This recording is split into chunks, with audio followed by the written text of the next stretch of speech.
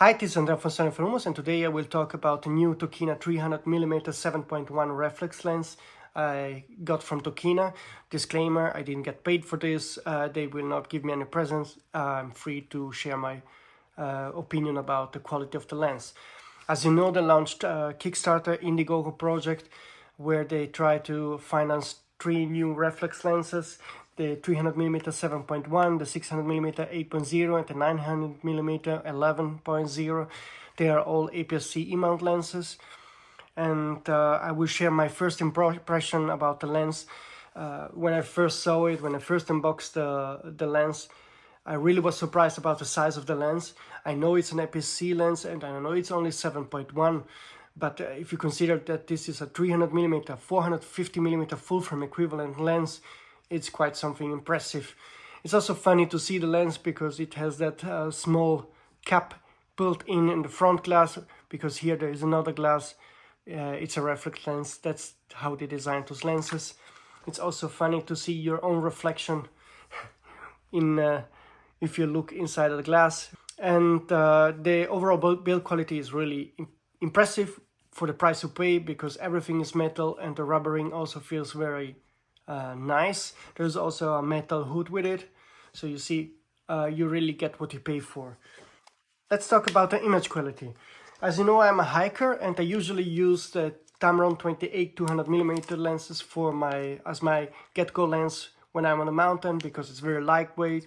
It allows me to create every kind of image I need. I have the 28mm if I need it. I have the long reach with 200mm, which in APS-C is around 300mm. Still, it's much bigger than the Tokina 300mm lens, which gives me an even longer reach with 450mm.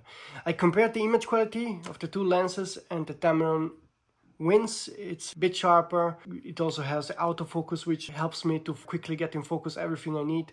With the Tokina, I have to pay attention, and it happened a couple of times that I created some soft images, but still, you get used to it, you can use it. I will now show you some images I took with the 300mm Tokina lens. As you see, I went to a spot over Merano where I can see some of the peaks in the far distance. And with the Tokina, I can really take a close shot of those peaks, which is impressive considering the price and the size of the lens. The images you see, I didn't sharpen them, I didn't work on them.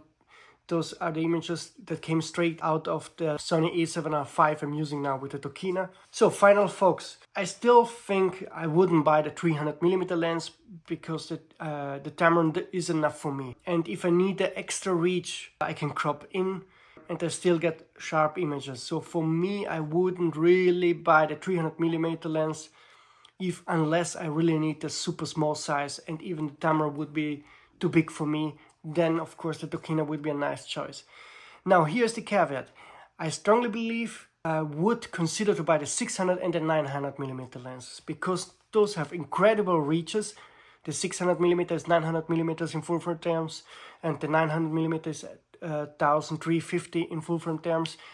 And if you consider that normally if you have telelenses with that reach, they are quite half a meter big and they weigh quite a lot. If you get those 600 and 900mm lenses, you will get very compact lenses and very small lenses you can easily carry with you when hiking.